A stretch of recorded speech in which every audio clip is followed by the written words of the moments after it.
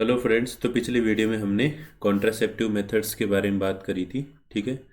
तो इस वीडियो हम बात करेंगे यहाँ पर मेडिकल टर्मिनेशन ऑफ प्रेगनेंसी। ठीक है। देखो, मेडिकल टर्मिनेशन ऑफ प्रेगनेंसी अगर हम नाम से देखें, है ना, तो यहाँ पर हम क्या करते हैं, जो प्रेगनेंसी है उसको हम मेडिकली टर्मिनेट करते हैं, है ना। टर्मिनेट का मतलब ख़त्म करना। ठीक है।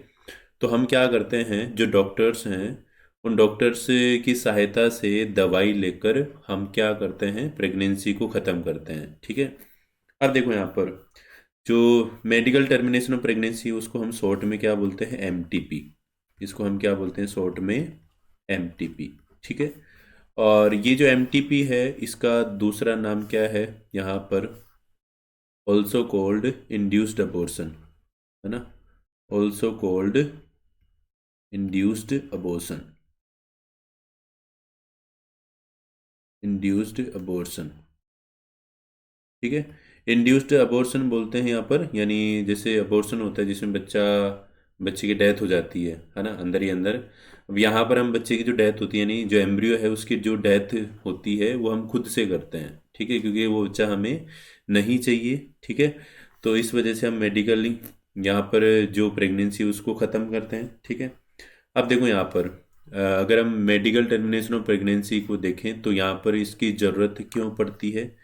देखो, अगर इसकी हम नीड देखें, है ना, तो इसकी जो नीड है वो क्या है, क्यों ज़रूरत पड़ती है किसी भी कपल को या किसी भी फीमेल को वहाँ पर एमटीपी की। ठीक है। तो देखो यहाँ पर जैसे कि pregnancy due to pregnancy due to casual unprotected sex, casual unprotected sex. ठीक है। देखो यहाँ पर कैजुअल अनप्रोटेक्टेड सेक्स हुआ और उसकी वजह से क्या हुई यहाँ पर, प्रेगनेंसी। और प्रेगनेंसी को अब हमें ख़त्म करना है। ठीक है। तो अ, यहाँ पर हम किसकी सहायता लेते हैं, एमटीपी।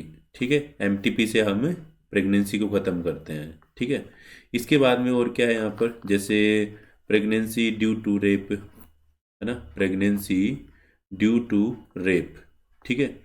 तो जो रेप है उस रेप की वजह से यहाँ पर प्रेगनेंसी हो गई है। ठीक है।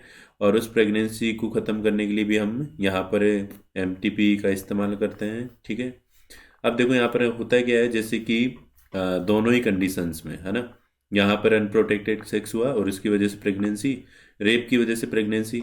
अब देखो, जैसे ही किसी फीमेल का रेप होता है या अनप्रोटेक्टेड सेक्स होता है तो उस कंडीशन में वो क्या लेते हैं यहाँ पर, वो ये जैसे हमने पहले बात करी थी इमरजेंसी कॉन्ट्रासेप्टिव से।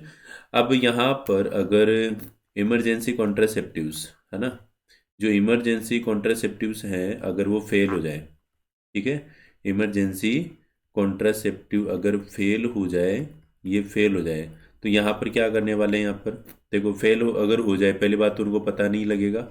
अगर फेल होने के बाद वो काम नहीं करे और अंदर ही अंदर वहाँ पर जो फीटस है या एम्ब्रियो है उसका डेवलपमेंट होता रहे। ठीक है। और बाद में पता लगे कि भाई ये तो बच्चा है। ठीक है। तो उसको जो कपल है वो नहीं चाहते, या जिस फीमेल के साथ रेप हुआ है वो नहीं चाहती है। ठीक है। तो इस कंडीशन में हम यहाँ पर किसका यूज़ करते हैं, यूज़ ऑफ एमटीपी। ठीक है। यहाँ पर एमटीपी का यूज़ करना जरूरी हो जाता है। ठीक है। जिसमें कि अंदर ही अंदर जो एम्ब्रियो है उसको किल किया जाता है ना। इसके बाद में जो अ, अगला, यहाँ अगली जो ज़रूरत है वो क्या है यहाँ पर, देखो, अगर यहाँ पर प्रेगनेंसी, है ना, अगर प्रेगनेंसी यहाँ पर डेंजरस हो, है ना, प्रेगनेंसी अगर क्या हो यहाँ पर, डेंजरस हो, ठीक है, या हार्मफुल बोल सकते हैं, है ना, हार्मफुल हो, ठीक है, या हम बोल सकते हैं अगर फैटल हो, यानी ज़्यादा ही घातक हो, नुकसान करने वाली हो। ठीक है। जिसमें कि माँ और बच्चे दोनों की जान जा सकती है। ठीक है। फैटल टू फीटस, है ना, या तो फीटस के लिए खतरा हो प्रेगनेंसी, ठीक है, जिसमें बच्चे की जान जा सकती है या बच्चे में कुछ वहाँ पर एबनॉर्मेलिटी आ सकती है बॉडी में। ठीक है। और इसके अलावा अगर मदर के लिए यहाँ पर फेटल हो, मदर के लिए नुकसानदायक हो, ठीक है, या हम बोल सकते हैं यहाँ पर फॉर बोथ, ठीक है, यहाँ पर दोनों के लिए वो घातक होने वाली है अगर प्रेगनेंसी अगर आगे रन करती है।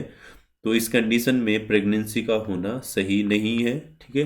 तो प्रेगनेंसी का होना सही नहीं है तो हमें क्या करना है, वहाँ पर उस प्रेगनेंसी को ख़त्म करना है। और प्रेगनेंसी को ख़त्म करने के लिए हम वापस क्या करने वाले हैं यहाँ पर, वही एमटीपी, जिसमें कि मेडिसिन्स का यूज़ करके हम जो फीटस है उसको या जो एम्ब्रियो है उसको किल करते हैं, ठीक है। हाँ, इसके बाद में देखो आगे। अब ये जो यहाँ पर एमटीपी है, एमटीपी के लिए जो सही टाइम है वो क्या होना चाहिए, ठीक है। अब ऐसा नहीं है, यहाँ पर प्रेगनेंसी 9 महीने तक चलती है, ठीक है।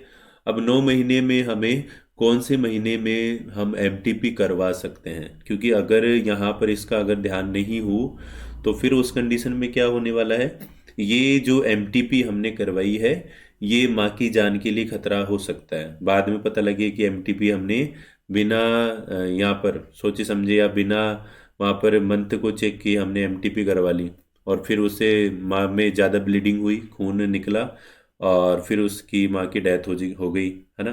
तो ऐसा नहीं होना चाहिए, ठीक है।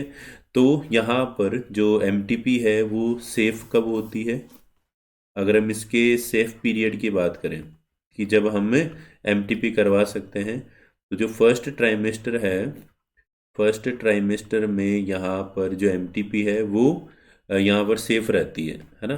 फर्स्ट ट्राइमेस्टर का मतलब कि शुरुआत के जो 3 महीने हैं प्रेगनेंसी के, ठीक है, जिनको हम 12 वीक्स भी बोल सकते हैं, ठीक है। तो 12 वीक्स या शुरुआत की जो फर्स्ट 3 महीने हैं उनमें अगर यहाँ पर प्रेगनेंसी को ख़त्म किया जाता है तो वो सेफ है, उसमें माँ को कोई दिक्कत नहीं होने वाली है, ठीक है। अब इसके बाद में यहाँ पर अगर हम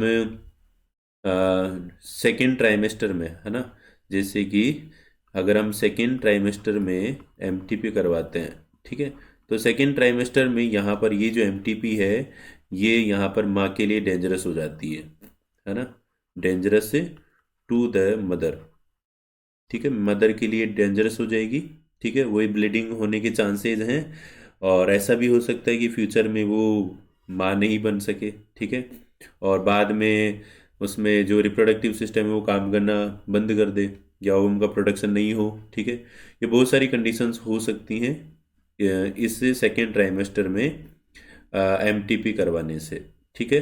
तो फर्स्ट जो ट्राइमेस्टर है शुरुआती 3 महीने, उसके अंदर पहला महीना, दूसरा या तीसरे महीने में हम एमटीपी करवा सकते हैं, वो सेफ पीरियड होता है, ठीक है।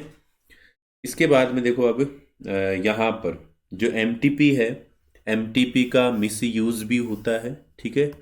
एमटीपी का अगर हम मिस यूज़ की बात करें, है ना, इसका क्या होता है यहाँ पर, मिस यूज़ भी होता है। तो मिस यूज़ यहाँ पर किस तरह से होता है, मिस यूज़ की बात करें तो जैसे कि एमनियोसेंटेसिस होता है, ठीक है, एमनियोसेंटेसिस, एमनियोसेंटेसिस, ठीक है। तो एमनियोसेंटेसिस में हमने क्या चेक कर लिया यहाँ पर, कि जो फीटस है या जो एम्ब्रियो है वो क्या है यहाँ पर, फीमेल है ना। उसके हमने एमनियोसेंटेसिस में क्या किया, जो बच्चा है उस बच्चे के चारों तरफ जो फ्लूइड है उसको निकाला, ठीक है, और उस फ्लूइड को निकालने के बाद हमने चेक किया उस बच्चे की सेल्स में क्रोमोसोम, और उस क्रोमोसोम उसकी सेल्स में जो क्रोमोसोम है वो हमें कौन से दिखे यहाँ पर, एक्स एक्स, ठीक है। अब पेरेंट्स को पता लग गया, है ना, और वही पेरेंट्स वहाँ पर उस यानी एक्स एक्स है ना क्रोमोसोम्स, तो इसका मतलब लड़की है, ठीक है। तो अब वो उसको नहीं चाहते तो वो क्या करते हैं, वहाँ पर उस एम्ब्रियो को वहाँ पर एमटीपी से किल करवा देते हैं, ठीक है। एमटीपी से क्या करवा देंगे यहाँ पर, किल, ठीक है। अब एक तरह से वहाँ पर झूठ बोलकर, है ना, कि भाई हमारे तो अनप्रोटेक्टेड सेक्सुअल इंटरकोर्स से प्रेगनेंसी हुई है, हम बच्चा नहीं चाहते या माँ को खतरा है, ठीक है। तो ऐसे झूठ बोल के वो उसे लड़की को मरवा सकते हैं, ठीक है। तो इस कंडीशन में यहाँ पर ये जो एमनियोसेंटेसिस के द्वारा, है ना, यहाँ पर एम्ब्रियो का सेक्स पता करके उसको जो एमटीपी से मरवाया जा रहा है, ये सही नहीं है, ठीक है। तो इंडिया ने यहाँ पर एमनियोसेंटेसिस से जो सेक्स डिटर्मिनेशन है उसको बैन कर रखा है, ठीक है, कि आप इसका इस्तेमाल सेक्स डिटर्मिनेशन में नहीं कर सकते, ठीक है। इसके बाद में देखो आगे जो अल्ट्रासाउंड है, अल्ट्रासाउंड से भी यहाँ पर जो बच्चा है ना, उसमें क्या कर सकते हैं, यहाँ पर जो सेक्स है उसका पता कर सकते हैं एक्सटर्नल जेनिटेलिया से, ठीक है। और फिर वही पता लगा कि लड़की है, ठीक है, और उसको किल करवा दिया, है ना।